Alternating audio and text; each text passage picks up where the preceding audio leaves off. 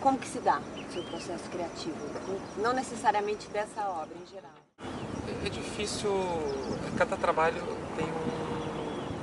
tem uma origem diferente, mas eu acho que uma das poucas coisas que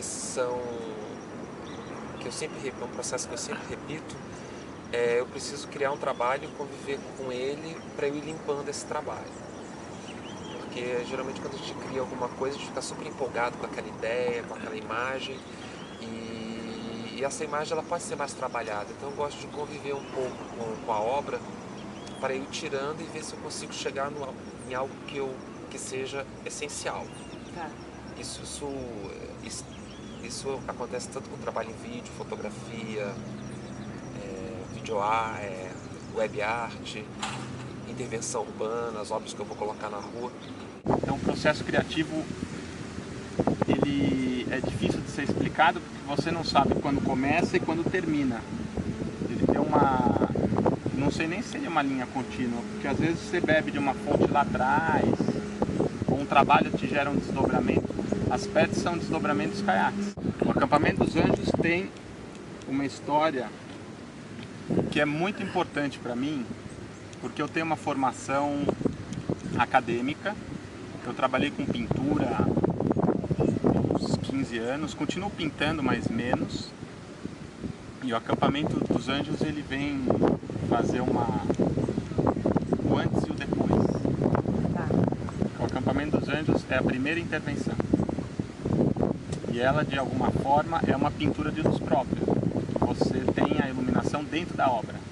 Então a essência desse trabalho é muito poético, espiritual mesmo, que nasce de um salmo que diz: os anjos acampam-se ao redor dos que o temem e os livram. Então eu tinha uma questão espiritual na época e eu acreditava que a instalação daquela barraca em casa protegia o lar e protegia as pessoas que eu amava.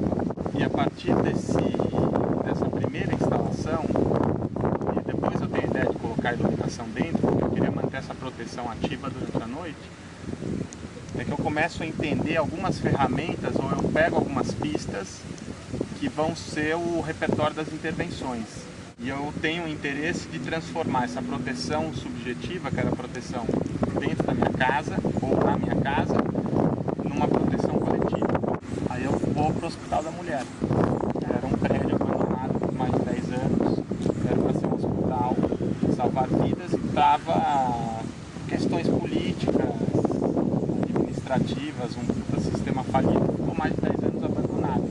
E depois de 1 ano e meio, 2 anos de negociação, também para captação de recursos, eu consigo fazer o acampamento gigante lá, as 40 barracas ocupando o prédio.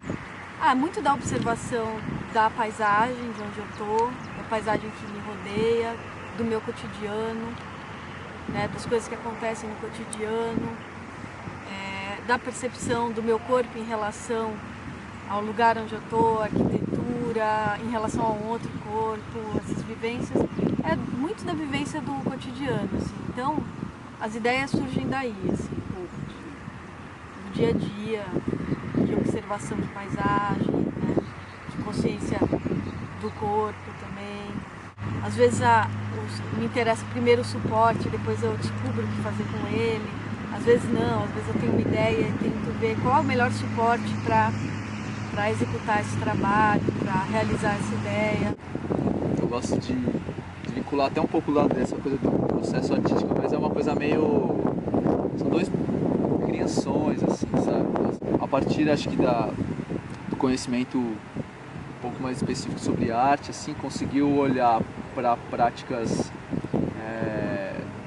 tanto para esportes radicais, como para brincadeiras da infância, com um olhar de reflexão, assim. As pessoas vêm para uma exposição de arte, para um museu, procurando um tipo de assunto, um tipo de contexto, Já vem com uma intelectual expectativa. e contemplativo muitas vezes, né? Em contrapartida, a gente tem a prática esportiva, eu acho que no nosso país ela está totalmente desassociada de qualquer engajamento intelectual. A gente hoje consegue olhar de uma forma com esse olhar educado mesmo, assim, sabe? Com essa percepção educada, através do repertório artístico mesmo, a gente consegue olhar para essas práticas de uma forma muito poética. Engraçado, eu sou um fotógrafo que eu não tenho fotógrafos como referência. Bom, hoje eu tenho, mas quando eu comecei a fotografar, minhas principais referências até hoje são literatura e cinema. Eu gosto da literatura porque literatura é imagem pura, só que a imagem não está ali. Você tem que imaginar a imagem. Você cria a imagem, Você cria. né? Isso tem muito a ver com o meu trabalho. Eu gosto que as pessoas vejam, exercitem o que é o olhar, né? Que elas comecem a prestar atenção no que está em volta. E o cinema é fotografia em movimento. O cinema vem da fotografia. Falar de cinema é também falar um pouco de fotografia. E o cinema tem um pouco da minha característica também, que é ser híbrido. A minha fotografia, ela nunca fica pronta no clique. Tem sempre uma coisa que eu preparo. É uma fotografia misturada às vezes com literatura, uma fotografia misturada com cinema, é fotografia misturada com intervenção urbana. Então a minha fotografia é híbrida com o próprio cinema. Eu sempre cito o Júlio Bressani, que ele considera o cinema não como a sétima arte, mas um trans. O cinema atravessa tudo. Sim. Eu concordo nele com isso e eu acabo incorporando isso na minha produção fotográfica. Esse trabalho que vai estar aqui no CCBB tem origem também no cinema. Eu, Você e Todos Nós, da Miranda July. Tanto que o trabalho é mirando, mas eu gosto de escrever o trabalho mirando Entre parênteses, e um azinho entre parênteses. A Miranda está no título até do trabalho. É Mirando, Miranda. Mas é mais uma homenagem. É uma homenagem, mas quando eu vou me referir ao trabalho eu falo só mirando. Os pássaros, na verdade isso também eu peguei do filme. No filme tem essa cena que acontece com o personagem que está vendo uma foto de um pássaro e um pássaro de verdade. E no final do filme ele pega essa foto do pássaro e coloca na árvore de volta. E é esse movimento de você pegar algo artificial, colocar na natureza e tentar fazer ele parecer natural, que me interessa e que eu acabei me apropriando para fazer essa intervenção urbana. Eu recebi a proposta de ocupar o teto, que era uma coisa que eu nunca tinha pensado, então é um desafio, está sendo um desafio para mim, que está bem legal. E ao mesmo tempo eu já tinha os interesses numas bandeiras, né? Umas bandeiras mexicanas que são cortadas em formas de esqueleto, que eles têm a festa dos mortos.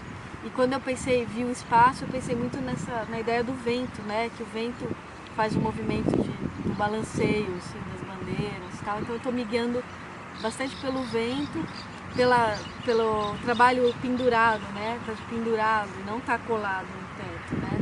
Então ele está saindo do teto. Vai balanço, né? Então essa é a proposta delas e o tema da exposição também, que tem a ver com a arquitetura, o fluxo das cidades, o fluxo do corpo. Então eu estou pensando em motivos do corpo, assim, do osso, do quadril, né, a escápula, o crânio, tudo isso ampliado e dialogando com essa arquitetura monumental de Brasília e do Centro Cultural também.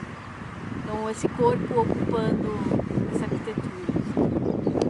E o interesse, então, já gosto muito, mas é muito interesse também pelo Dia dos Mortos e essa representação da morte deles, que eu acho bem interessante.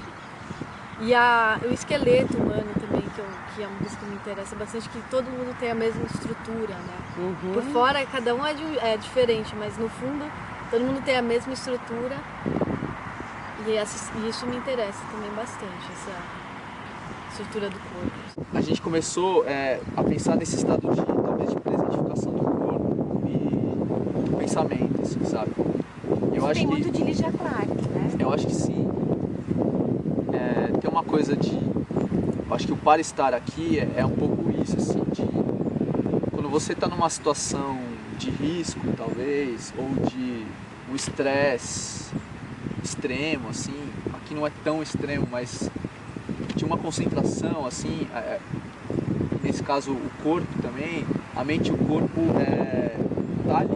Tipo, quando uma criança vai subir ali, ele não tá em nenhum outro lugar que não ali. Então é esse estado de presentificação, assim, sabe, do corpo e da mente, do espírito, porque não tá naquele momento.